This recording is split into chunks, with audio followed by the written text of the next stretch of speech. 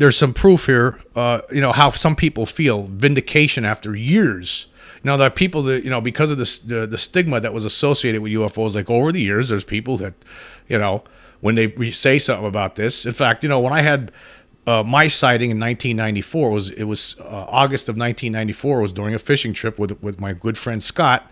And, it was 10 o'clock at night, and all of a sudden this object shows up right in front of us, only 2.5 stories off the ground, 10 or 15 feet in front of us, right? No sound whatsoever. His first reaction after we got away from this thing was, I'm not telling anybody.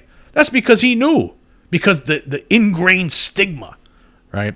But here's an article from, this was from a few days ago, from WANE, Channel 15, it's a CBS affiliate in Fort Wayne. And here's the headline. UFO report is vindication for man who tracked 1994 sightings on radar. This article was written by Henry Erb of Nexstar Media Wire.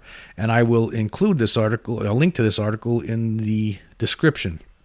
Anyway, Grand Rapids, Michigan. Jack Bushong was sure he was going to lose his job. It was the night of March 8th, 1994. Working at the National Weather Service, Bushong's radar was lighting up with stuff he'd never seen before. He was on the phone with an Ottawa County emergency dispatcher who was looking for help identifying lights in the sky over Holland. This dispatcher was getting a lot of calls. Police officers were calling in too.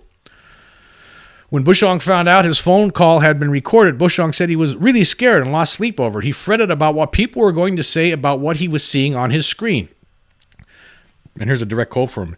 Just that people think you're a kook. You're lying. You're not credible. I'm supposed to be a scientist and skeptical. Bushong was seeing images on his radar that corresponded to what people were calling in from the ground. He had to control his radar by hand to zero in on the sky south of his station in Muskegon. Oh my God, what is that? The recorded dispatch captured him saying in a startled voice once he had zeroed in. He said he went through his mental checklist about all the weather phenomena and technical glitches he knew about, and what he was seeing didn't fit any of them.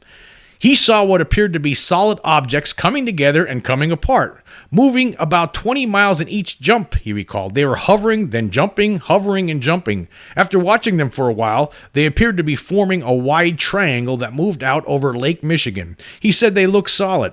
It was a flying tin can, he said. Despite his worry about losing his job, Bushong went on to a promotion, a move to a bigger weather station, a forecasting award, and eventual retirement. He said the NWS treated him well enough, though some individuals criticized him and dismissed what he saw, so he clammed up about it. I kept my mouth shut, and I learned that pretty quickly, he said. He wasn't the only one. There has been considerable national reporting about pilots and others deciding it's better to keep quiet about such sightings. The long-time government approach may have contributed to that. It dismissed UFO sightings as common stuff people just weren't seeing right. After a number of sightings in Michigan in the 1960s, then U.S. Representative Gerald R. Ford of Grand Rapids, Michigan, wrote a letter calling for congressional investigators and demanding the government stop misleading the public. It took more than 50 years and efforts by later members of Congress who demanded the intelligence community produce a report and make it public. That happened this summer. In the report, the government admits that people have seen things that nobody can explain. It even released video by U.S. military pilots. For Bushong, the release of the report was like ringing a bell. It got him talking again. It has everything to do with it, he said. He's now thinking about writing a scientific paper about what he saw on the lakeshore in 1994. He said what he saw on radar looks a lot like what military pilots have reported seeing. I guess I've been waiting for this vindication, he said, which I didn't think I was going to get all my life. He was going to just let what he saw die out. But now, with the basically military coming out and saying the same thing I saw 30 years ago, I can finally say to people, I told you so, Bushong said. The 1994 sighting had a lasting impact on others who saw it. Among them were Holly Graves and her family. They were among the 911 callers watching slowly rotating lights from their front yard. It was like Christmas lights, she recalled. The incident on the lakeshore got a lot of media attention. Graves and some people were interested in what she saw, but others were hurtful. She kept her kids out of school for a while. They just went through a really hard time, she said. They know what they saw, but it's like everybody still laughed at you. People forget that the U in UFO stands for unidentified, meaning nobody knows what the phenomenon is. That's never stopped people from speculating. Sometimes they choose sides and even get nasty. They accused us of being in the backyard smoking weed, doing drugs with our kids, Graves said. Imagine that. I'm going to stop this article. You could read the rest of it on here. But look at it. That's how people were getting treated back in 1994. That was the same year that I had my sighting. Okay? So, and you could understand why my buddy Scott would make that statement, because he knew what would be in store. If we were to make a report, we never told the newspaper, oh my God, no.